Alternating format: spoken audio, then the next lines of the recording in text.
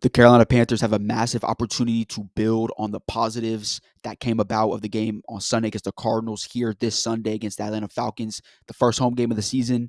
And also, in my opinion, the really the toughest game that we're going to be having here in the first quarter of the season, the first four games. And this is a team that could be 2-0 right now. Their defense is top 10 in the league in every statistical category. For the Panthers side, there's a lot that we could build on, but this Falcons team is very good, specifically on defense.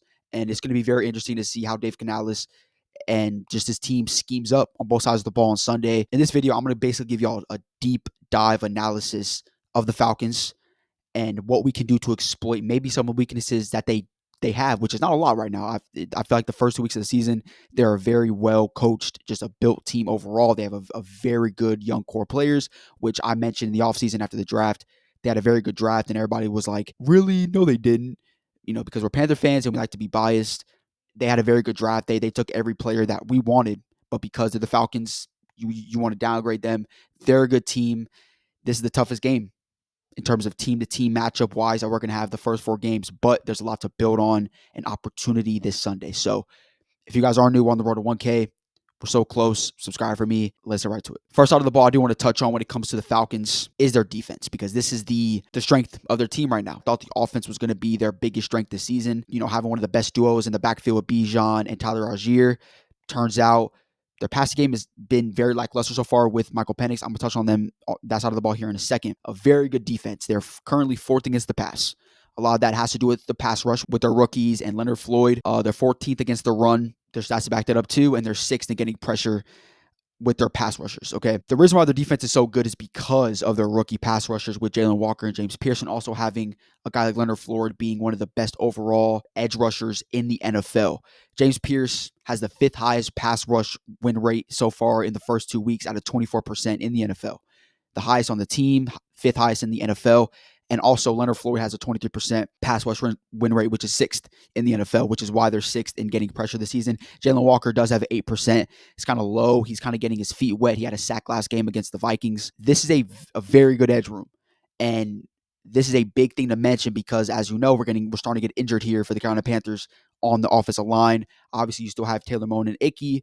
We know Icky can be inconsistent in pass rush. Taylor Moton has not been perfect as well in pass rush. This is going to be the best edge room you're going to be, facing in terms of an overall unit. There's depth here. It's crazy because James Pierce has a 24% pass rush win rate, and you would think he's that good. He would get more than 39 snaps in the first 2 games, but he doesn't. And the reason why you can do that, having a very good pass rusher only play 39 snaps the first 2 games, is because you have guys like a Leonard Floyd who can play 55 snaps and give you a 23%, and have a Jalen Walker who can give you 44 snaps the first 2 games and be, decent in the run game for you. Has not been amazing in pass rush, but we know he's just getting his feet wet. He's going to be a good player in the NFL. The first game is not going to shy away from Jalen Walker. They're going to be fresh all game. They can rotate guys, and all 3 of them are very good. They're going to give us different looks on the edge, and it's going to be interesting. They're probably going to give us stunts. They're going to see what the Cardinals did against us, an injured offensive line, and do the same thing. They're literally going to give us a bunch of stunts, shifts, motions on the defensive line on Sunday, and it's going to be nasty. I'm just going to keep it real with y'all.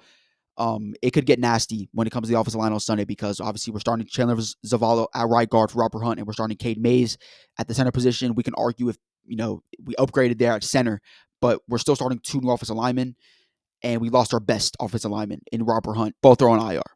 So if the Falcons are smart, they're really good right now on the edge. They're gonna really make that defensive line turn up and give us different looks. I think personally that would be smart, and make this offensive line work and really use its head and figure out how are we going to stop a really 3-headed monster here on the edge.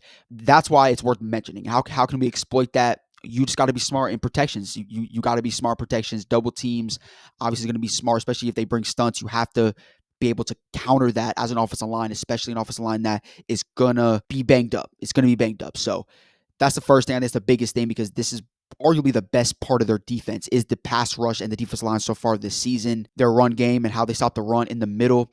They've only given up 2.6 yards a carry to the Bucks and 3.3 yards to the Vikings. So on average, it's about 3 yards a carry the first 2 weeks. And why does this matter? Because we have not been able to run the ball efficiently the first 2 games. We gave the ball to Chuba 16 times week 1. We gave the ball to Chuba 10 times last week against the Cardinals. I understand you guys can say Chuba only got 10 carries because we were down by 24 in the third quarter. So you kind of have to run the ball 10 times and you have to give Bryce 55 attempts to throw the ball. I get it. But I feel like you need to be more creative in the run game because Chuba Hubbard is just too good of a player. He's arguably your best player on offense. And your best player cannot get 10 carries. He needs to get at least 20 carries a game. I've been preaching that since last season. He needs to be getting 20 carries a game because he is the guy to, if he can have a good game and get 20 carries, 100 yards, that opens up the passing game even more where you can just do more. Okay. You don't want to just be in a situation where you have to throw the ball every time and teams know. You want to be methodical and defense is guessing, what are you going to do? I'm going to say this too right now. I need Dave Canales to open up the offense in the first quarter, not the third quarter. Okay. I don't know what plays are being called because obviously Bryce Young is making mistakes. He's turning the ball over way too many times than he should in the beginning of games early on. I don't know what is happening. I don't know if the play calls are the same, but there's a lot of good things that I see in the second half from Dave Canales in terms of play calling, getting guys open. Bryce is delivering balls in the middle of the field pretty much perfectly in the second half of last game against the Cardinals. I need to see more of that if you're Dave Canales and Bryce Young. Like, I need to see more consistent in the middle of the field to Bryson Tremaine, Jatavion Sanders, and T-Mac. Stop going dink and dunk until you're down by 25 points, and then you start opening the offense up. I need to see more 15-plus yard down the field throws in the middle of the field from this offense. And if you're not doing that, I need you to run the ball with Chuba Hubbard because that is what's going to help this offense be successful this season. The turnovers could actually be the reason why the offense doesn't look that good in the beginning of the games because we're turning the ball over with silly fumbles, just stupid mistakes from the offensive line from Bryce Young. But I need to see creativity in the run game, bro. Like, just give him the ball outside, give him some sweeps. Stop trying to go straight up the gut, especially if your offensive line cannot give him any holes to run the ball, as we've seen the first 2 weeks. And the Falcons defense is not going to make it easy on you, man. It's not, as you can see with these stats I'm throwing at y'all about this game, but there's a lot to exploit. AJ Terrell is questionable. He's probably a 50-50 chance right now he's play. The Falcons said that he's week to week right now, so there's a chance he doesn't play on Sunday. And if he does not play on Sunday, the Falcons' probably weakest link after AJ Terrell is the cornerback position, right? You have obviously Billy Bowman Jr., the rookie's been playing more of that hybrid linebacker role, that slot cornerback role, that nickel cornerback. He's everywhere, man. He's going to be everywhere on Sunday. You could see him on Jatavion Sanders because he's more of a stand-up tight end, receiving tight end. You could see him more on Hunter Renfrow, Bryson Tremaine in the box, stopping the run. I think he's fifth right now in terms of coverage for safeties in the NFL. Is Billy Bowman Jr. as a rookie. So it's going to be interesting to see how we can exploit that as well. Obviously, they have a very good duo in the back with Jesse Bates and Xavier Watts. So in terms of the defense side of the ball, I think for us offensively to exploit this team, you have to give the ball to Chuba at least 20 times, no matter if it's efficient or not. You have to, because if you can open up the run game, it helps the passing game be more efficient. Okay, and they're just going to bring a ton of different things on defense. It's just going to happen. And I think also feeding T-Mac and Jatavion Sanders is important because honestly, I do think we're using JT the right way. Okay, I do. I think Jatavion Sanders has been used the right way. Dave Canales has not done a lot of good things this year. One thing he has been doing right is using JT. When I watched the first 2 games on all 22, going back and watching film, every pass against the Cardinals, he had 54 yards. Every single catch was little dink and dunk passes. You're just kind of spreading the field out and letting him be that 7-8 just curl route type receiver for you. And I'm okay with that right now. Obviously, I want to see him more down the field, be more, catch the ball consistently downfield. But right now, to ease him into the season, I'm cool with these little 7-8 yard passes in the middle of the field until you can open it up for Jatavion Sanders. But he's been actually a very good player for us so far this year, and I'm excited to see his growth and how he can continue to develop as a receiver and as a tight end in this offense. But in terms of our offense, how can we exploit this? Defense is really good defense, top 10 really in every statistical category the first 2 weeks. I think you have to give the ball to Chuba over 10 times unless you just, again, you get in a big hole. You got to give him the ball because he's too good of a player to not do it. And just feed T-Mac and Jatavion Sanders, I think, is a big thing. And your offensive line has to be efficient. You cannot get back and let this defensive line cook us in stunts and just different looks defensively for us. This is interesting because the Falcons' offense has not been that good. Specifically in the passing game, it's been kind of underwhelming. Their defense has been very good, but their offense has not in terms of the passing game. Bijan Robinson is definitely the biggest thing I'm going to point out. As we know, he's one of the best running backs in the NFL. I looked at the advanced stats on him. Last week against the Vikings, 27% of his runs were inside. When he gets the ball on the outside, if it's a handoff, a sweep, a toss, anything that gets him the ball outside to make an open field play, it's a positive and efficient carry. And how am I tying this up to a matchup? Pat Jones, fourth right now in the NFL in edge rushers in stopping the run. Specifically last week against the Cardinals, just elite level stopping the run ability that Pat Jones has been showing the first 2 weeks. He needs to be the same on Sunday against the Falcons if we want to have a chance to stop this running attack with Bijan Robinson, because he is so good when you give him the ball out in space. If he has blockers in front of him, he's going to make a play. He's going to be that elusive back that we know he is.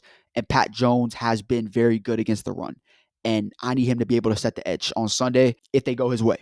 If they go his way to the outside, Bijan's trying to, hit the gap. Bijan's trying to hit the edge. I need Pat Jones to be able to stop that, set the edge, and not give a lot up, because he's been our best edge rusher so far, because he's been, I think, made the biggest impact in a certain area.